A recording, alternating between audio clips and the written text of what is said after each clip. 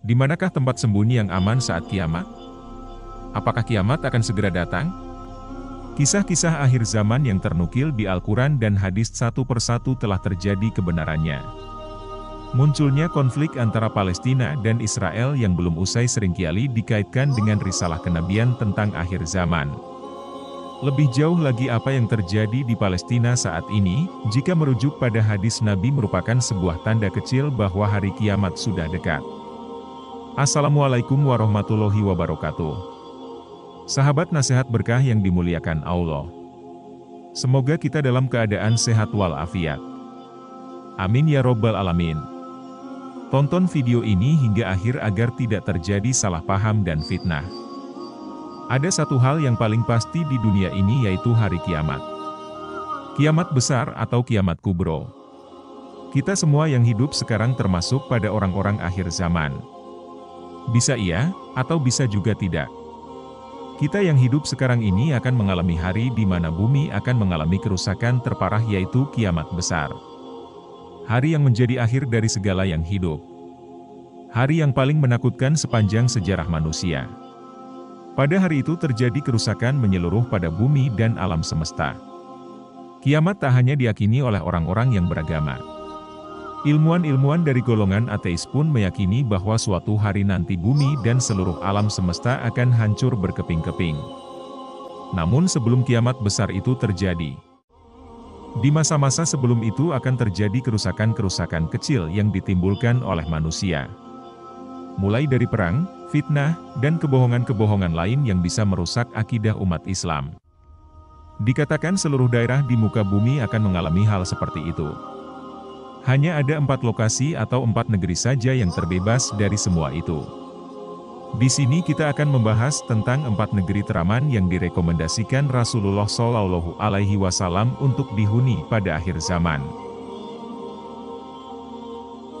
Mekah atau secara resmi bernama Mekah Al-Mukarramah, adalah sebuah kota yang mulia dan menjadi satu kota suci umat Islam. Tempat lahirnya Nabi Muhammad Shallallahu Alaihi Wasallam ini memiliki luas 1.200 km persegi. Dengan populasi terakhir yang tercatat pada tahun 2023 penduduknya berjumlah 2.150.000 jiwa.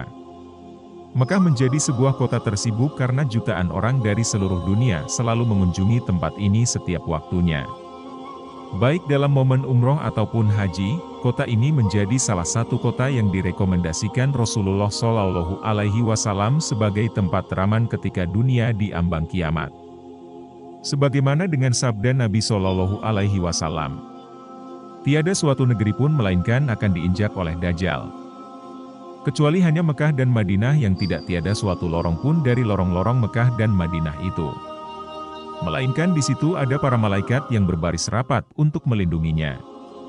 Kemudian Dajjal itu turunlah di suatu tanah yang berpasir. Lalu kota Madinah bergoncanglah sebanyak 3 goncangan. Dan dari goncangan-goncangan itu, Allah Subhanahu wa Ta'ala akan mengeluarkan setiap orang kafir dan munafik. Hadis riwayat Muslim.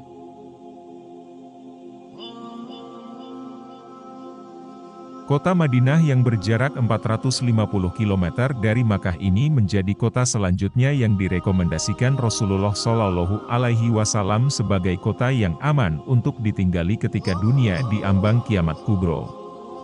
Hal itu sesuai dengan sabda Nabi Shallallahu Alaihi Wasallam. Sesungguhnya iman akan kembali ke kota Madinah, sebagaimana ular kembali ke lubang atau sarangnya. Hadis riwayat Bukhari dan Muslim. Di setiap tembok atau batas kota Madinah ada malaikat. Kota Madinah tidak akan bisa dimasuki oleh penyakit taun, tidak pula Dajjal. Hadis riwayat Bukhari dan Muslim. Kemudian ada pula perkataan Dajjal yang menyebutkan, "Aku adalah Al-Masih Ad-Dajjal. Hampir datang waktunya aku diizinkan keluar. Lalu aku akan berjalan mengelilingi bumi. Tidak ada satu kampung pun yang tidak kusinggahi waktu 40 malam. Kecuali Mekah dan Taibah Madinah. Karena keduanya diharamkan atasku. Setiap kali aku berusaha untuk memasuki salah satu dari keduanya, aku dihadang oleh malaikat dengan pedang terhunus untuk mengusirku menjauhi kedua kota itu. Setiap celah kota itu akan dijaga oleh para malaikat.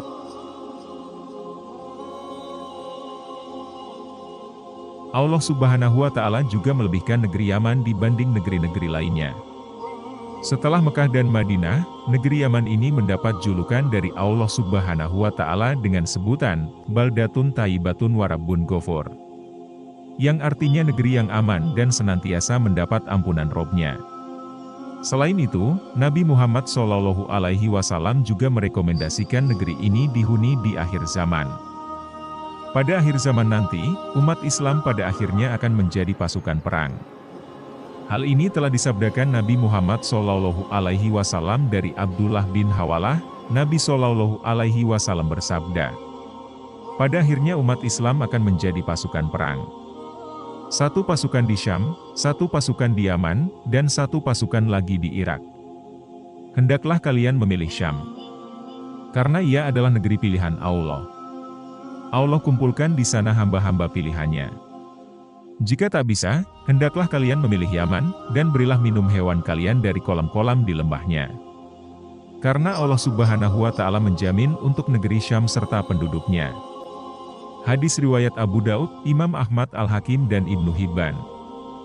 Ada hadis sahih juga dari Al-Hakim dan Albani, dari Abu Hurairah radhiyallahu anhu, Nabi SAW bersabda, penduduk Yaman telah datang kepada kalian. Mereka adalah orang-orang paling luluh hati, dan paling lembut hati, keimanan ada di Yaman dan hikmah ada di Yaman. Hadis riwayat Bukhari dan Muslim.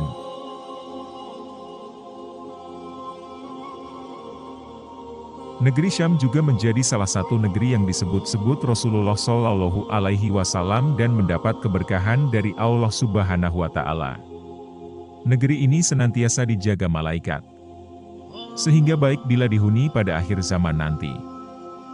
Beruntunglah negeri Syam. Lalu sahabat bertanya, mengapa ya Rasul?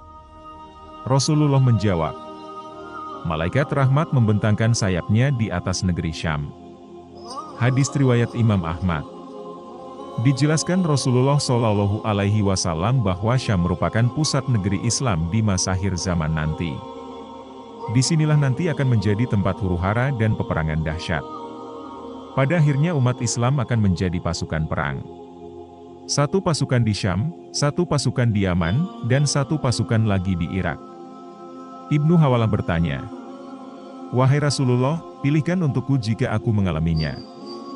Rasulullah bersabda, hendaklah kalian memilih Syam, karena ia adalah negeri pilihan Allah, yang Allah kumpulkan di sana hamba-hamba pilihannya.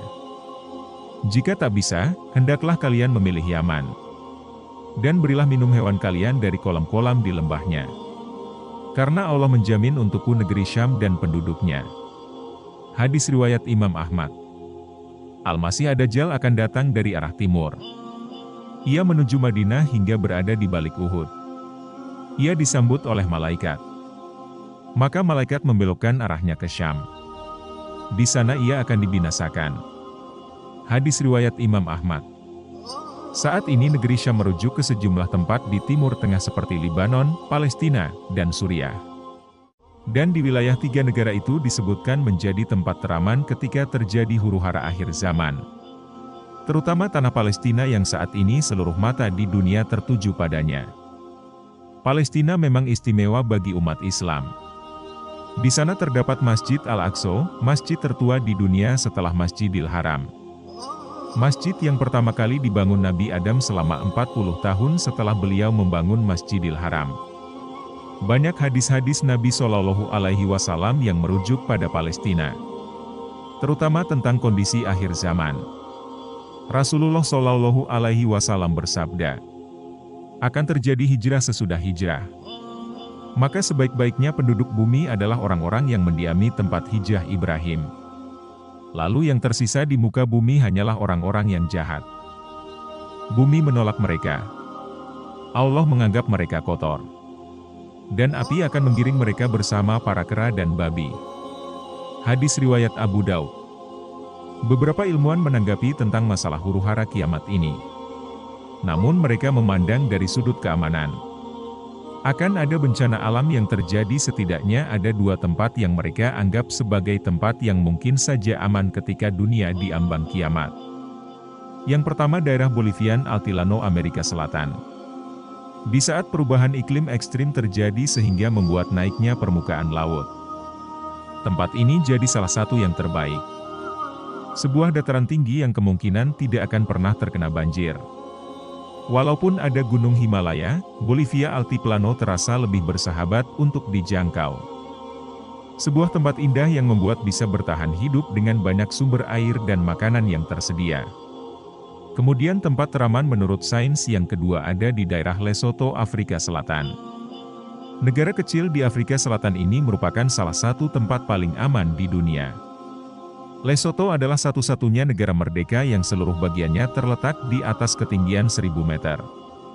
Kawasan Lesotho memiliki sedikit garis patahan dan segelintir gunung berapi yang bisa diasumsikan bahwa tempat ini akan terhindar dari banjir, dan juga terhindar dari gempa bumi.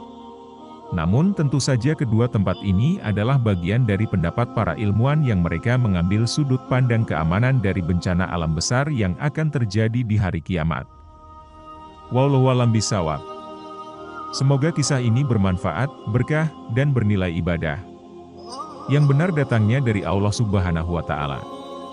Hilaf atau keliru itu datangnya dari saya pribadi sebagai manusia biasa. Sampai ketemu di kisah-kisah seru yang penuh makna selanjutnya.